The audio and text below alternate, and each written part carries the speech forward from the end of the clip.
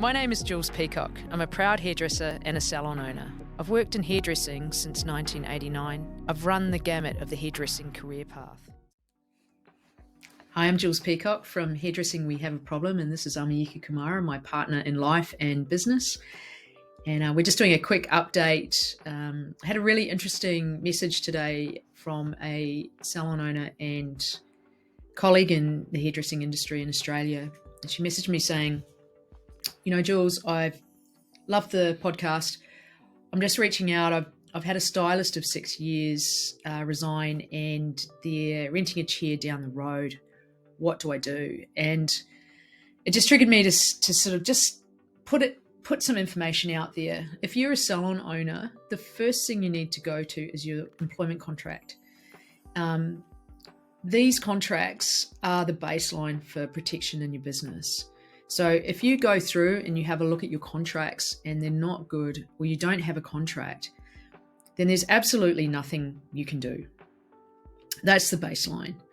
However, if you've got a contract and in that contract it's really clear who owns the confidential information in your business, which even without the contract is a legal right that you have as a business owner in Australia,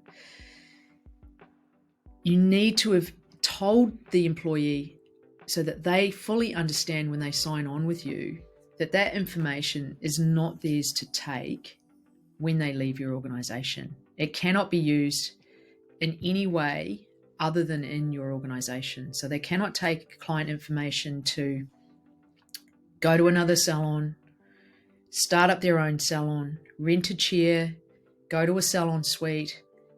They cannot do that. And if you find yourself in a position where that is happening, the first thing you need to do is get an employment lawyer and go to the courts and get a temporary injunction. So what that is it's basically a court order. You don't have to prove anything. You don't have to say why. You just have to say, my business is at risk. I'm worried and concerned that this particular employee is left with client information, and the courts will grant you an injunction. Now, what that means is that that information cannot be used. The stylist cannot contact the client. They cannot engage with the client. And if they do, and they're under an injunction, they can be held accountable to the courts. And that is basically a breach of court orders, which at its most serious is jail time. It's a very, very serious thing to do, to breach a court order and injunction.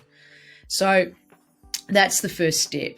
That will give you breathing room and time to look at what's happened and decide whether you're going to go down the route of pursuing action or you're just going to let the whole thing go.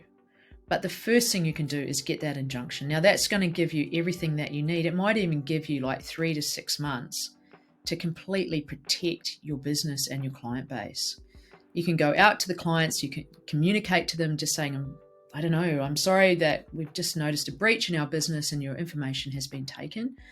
And we want to create an offer for you. You can do whatever you can to keep those clients in your business. But I just wanted to put that out there just as a little piece of advice.